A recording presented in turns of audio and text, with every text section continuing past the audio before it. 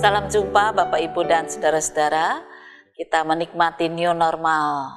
Sudah berapa waktu ini ya? Lalu bagaimana kita menikmatinya? Apakah kita masih merasakan hal-hal yang mengganjal atau kita sedang menyesuaikan? Marilah kita belajar dari firman Tuhan supaya hari-hari ke depan kita semakin boleh menikmati kehidupan yang baru ini. New normal katanya begitu ya. Normal tetapi normal yang baru. Nah, biarlah firman Tuhan akan menolong kita. Mari kita mempersiapkan firman Tuhan dari Injil Matius pasal 13 ayat 10 sampai dengan 17. Injil Matius pasal 13 ayat 10 sampai dengan 17. Silakan Bapak Ibu mempersiapkan dan kita akan bersama-sama akan berdoa. Tuhan Yesus, di tengah kehidupan baru kami ini dikatakan normal, tetapi juga ada batasan-batasan. Dikatakan terbatas, tetapi kami juga boleh menikmati banyak hal. Seringkali kami terjebak di dalam kepandaian kami yang sesungguhnya kurang bijak. Oleh karena itu, ajarkan pada kami untuk kami mengerti firman Tuhan, hingga kami boleh menikmati kehidupan yang Tuhan anugerahkan ini dengan lebih baik, supaya hari-hari kehidupan yang kami nikmati menjadi semakin memuliakan Tuhan. Berfirmanlah kepada kami berdoa dalam nama Tuhan Yesus Kristus. Amin. Maka datanglah murid-muridnya dan bertanya kepadanya, "Mengapa engkau berkata-kata kepada mereka dalam perumpamaan?" Jawab Yesus, "Kepadamu diberi karunia untuk mengetahui rahasia kerajaan sorga, tetapi kepada mereka tidak. Karena siapa yang mempunyai, kepadanya akan diberi sehingga ia berkelimpahan. Tetapi siapa yang tidak mempunyai, apapun juga yang ada padanya akan diambil daripadanya. Itulah sebabnya aku berkata-kata dalam perumpamaan kepada mereka. Karena sekalipun melihat, mereka tidak melihat, dan sekalipun mendengar, mereka tidak mendengar dan tidak mengerti. Maka pada mereka genaplah nubuat Yesaya yang berbunyi, kamu akan mendengar dan mendengar, namun tidak mengerti. Kamu akan melihat dan melihat, namun tidak menanggap. Sebab hati bangsa ini telah menebal, dan telinganya berat mendengar, dan matanya melekat tertutup, supaya jangan mereka melihat dengan matanya, dan mendengar dengan telinganya, dan mengerti dengan hatinya, lalu berbalik sehingga aku menyembuhkan mereka. Tetapi berbahagialah matamu karena melihat, dan telingamu karena mendengar. Sebab aku berkata kepadamu, sesungguhnya banyak nabi dan orang benar ingin melihat apa yang kamu lihat, tetapi tidak melihatnya, dan ingin mendengar apa yang kamu dengar, tetapi tidak mendengarnya." Bapak Ibu dan saudara-saudara, seorang mahasiswa melihat di kebunnya ada seekor kepompong. Lalu tiap hari dia menengok kepompong itu, dan kepompong itu mulai retak, mulai pecah sedikit. Dia bisa melihat ada mata, ada sungut yang keluar begitu ya. Lalu esoknya dia lihat lagi, esoknya dia lihat lagi. Beberapa hari dia lihat, memang sungut dan mata dari calon kupu-kupu itu sudah mulai kelihatan keluar. Tapi tubuhnya belum. Bergerak-gerak iya, tapi belum bisa keluar. Akhirnya setelah beberapa hari dia melihat kepompong itu yang mengeluarkan mata dan sungutnya atau mulutnya dari kupu-kupu, dia merasa iba, merasa kasihan. Oh, ternyata si kupu-kupu kecil ini tidak bisa keluar dari tubuhnya. Oleh karena itu harus saya bantu. Nah, dengan tenang kemudian dia ambil gunting dan dia robek itu kulit kepompong. Ya, dia gunting. Memang kemudian dia bisa melihat bentuk yang lebih jelas. Seekor kupu-kupu kecil. Ya, seekor kupu-kupu kecil yang sayapnya belum sempurna. Dan kemudian dia berharap bahwa esok atau lusa kupu-kupu itu bisa menjadi semakin besar. Tapi ternyata pengharapannya gagal. Kenapa? Karena kepompongnya dirusak. Padahal ketika kupu-kupu itu sedang membuat sayapnya, ya harus ada kepompongnya. Dia bisa makan dan kemudian cairan-cairan yang keluar dari mulutnya itu, kalau masih ada kulit kepompongnya, itu membentuk sayap, membuat sayap. Sehingga ketika saatnya tiba, sayapnya sudah cukup kuat, maka sayap itulah yang akan mendobrak dinding dari kepompong, bukan digunting.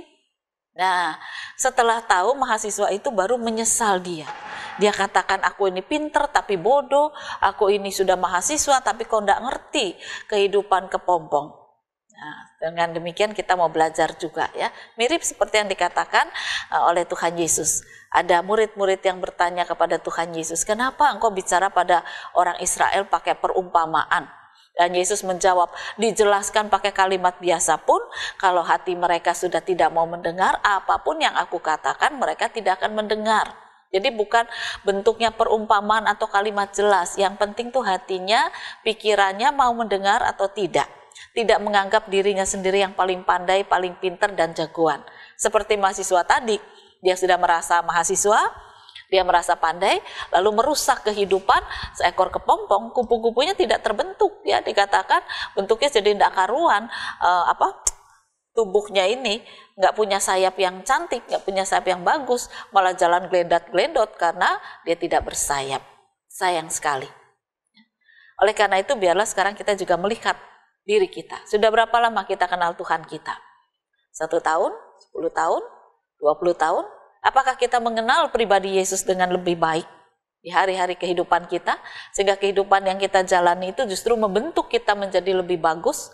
Atau seringkali kasih Tuhan itu kita gunting, kita buka sendiri. Kita anggap Tuhan itu kurang pinter. Akibatnya ya kita tidak karuan. Mengenal Tuhan tidak lebih baik, kehidupan kita juga tidak lebih baik. Oleh karenanya janganlah kita menganggap diri kita ini lebih baik dari siapapun. Marilah kita belajar mengenal cinta kasih Tuhan yang sedang membentuk kehidupan kita untuk menjadi lebih baik dan lebih baik. Seorang laki-laki bercerita begini, kenapa ya saya selalu ribut dengan istri saya? Bahkan belum lama ini dia mengajukan untuk cerai. Berapa lama kalian menikah? Ya hampir 15 tahun, anak kami yang besar itu 13 tahun umurnya. Lalu hubunganmu dengan anak bagaimana? Ya sama juga, rame terus. Lucu ya, saya bilang anak umur 13 berarti 13 tahun, lalu menikah hampir 15 tahun kok rame terus. Ya itulah, kami juga bingung, saya juga bingung. Lalu alasan istrimu sampai menuntut cerai apa? Dan dia jawab begini, karena dia tidak merasa nyaman hidup dengan saya. Saya mengasihi dia, dia tahu persis bahwa saya mengasihi dia. Tetapi dia katakan kasih yang saya berikan itu tidak seperti yang dia harapkan. Kamu mengasihi istrimu dengan cara bagaimana? Ya dengan cara saya. Lah kamu tahu istrimu pengen dikasihi dengan cara apa? Lah itu saya nggak ngerti. Kenapa nggak tanya? Kenapa nggak dipercakapkan? Ya dulu dia diam saja. Loh kan saya sudah mengasihi dia, betul. Tetapi orang yang mengasihi orang lain dengan cara kita bukan sesuai dengan kebutuhan, maka itu akan sia-sia. Dan Tuhan tahu terhadap umatnya, bahwa Tuhan mengasihi umatnya sesuai dengan kebutuhan umatnya. Sayang umatnya seringkali tidak paham tentang kasih Tuhan. Maunya enak saja. Ya, di tengah pandemi seperti ini, wah di mana rezeki sekarang susah dicari, maunya Tuhan kasih banyak berkat rezeki. Yang Tuhan kasih ada kerjaan yang berhenti, ada pasar yang berhenti, ada tanah longsor, ada banjir, ada musibah, ada macam-macam. Aduh, makin susah saja. Tahukah di balik semua itu, ketika kita semakin berpegang teguh pada janji firman Tuhan, melihat kehadirannya di tengah penderitaan kita, maka di sanalah kita merasa kekuatan Tuhan sedang dinyatakan. Bagaimana seorang suami bisa mengasihi istrinya dengan lebih baik di tengah keluarga yang sekarang disuruh kumpul bersama-sama? Inilah harusnya dipercakapkan. Apa yang kamu inginkan aku berikan sebagai tanda cinta kasih, uangkah, perhatiankah, atau apa? Kalau si istri mengatakan perhatian, perhatian seperti apa? Ada istri yang menganggap suaminya nggak perhatian, tanggal ulang tahunnya aja lupa. Nah, ingat-ingatlah itu. Nah, mungkin bukan sekedar uang dan kebahagiaan duniawi yang diharapkan, tapi tanggal ulang tahun pernikahan, ulang tahun anak, ulang tahun dirinya, ulang tahun suaminya, itu hendaknya menjadi perhatian. Mungkin tidak perlu pesta, tetapi ketika hari ulang tahun tiba, ada ucapan sedikit, ada hal manis sedikit yang tidak biasa, itu sudah membuat keluarga rasanya diberi perhatian yang luar biasa. Daripada tiap hari dikasih uang, tapi pas ulang tahun udah ada kabar, udah ada berita apa-apa. Perhatian lagi, ketika anaknya ulang tahun, nanti kita pesta kecil ya Pak, jangan pulang malam-malam. Oh iya, tapi ternyata ada rapat mendadak yang mendatangkan keuntungan. Anaknya sudah dandan, anaknya sudah siap di rumah makan, bapaknya nggak datang-datang, ibunya nggak datang-datang. Datang besok hari dengan uang setumpuk, mubazir, anaknya sudah kecewa. Jadi cara mengasihi bukan seperti keinginan kita, tapi seperti Tuhan mengasihi kita. Dia tahu kebutuhan kita, dia didik kita, dia bentuk kita, supaya kita boleh menikmati kehidupan ini dengan damai dan dengan baik. Jadi jangan seperti mahasiswa tadi, menganggap diri paling pandai, dinding kepompong dirusak, malah menghancurkan. Kasihilah sesama seperti apa yang mereka butuhkan. Dan untuk itu Anda harus berkomunikasi, bertanya, dan berikan sesuai dengan apa yang mereka butuhkan. Selama itu tidak menyimpang dari firman Tuhan tentunya. Sebagaimana Tuhan juga mengasihi kita. Dia tahu kebutuhan kita, dia bentuk kita, dia bangun jiwa kita, dia didik kita. Ikutilah cara Tuhan mengasihi kita. Maka kita akan menikmati kehidupan hari ini dan hari esok dengan lebih baik. Selamat berjuang, Tuhan memberkati firman-Nya. Amin. Mari kembali kita akan berdoa. Tuhan Yesus, ampuni kami kalau seringkali kami mengasihi sesama, bahkan pasangan hidup, anak keluarga kami sesuai selera kami. Tetapi bukan sesuai dengan selera mereka, apalagi berdasarkan kasih Tuhan. Biarlah sekarang kami belajar bagaimana Tuhan mengasihi kami, seperti itulah kami akan mengasihi sesama kami. Kasih yang membangun, kasih yang mendidik, kasih yang mengarahkan. Tuhan tahu segala kebutuhan kami.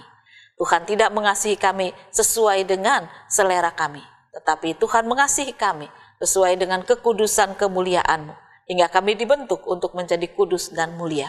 Kiranya Tuhan berkarya dalam kami. Inilah doa kami dalam nama Tuhan Yesus Kristus. Amin.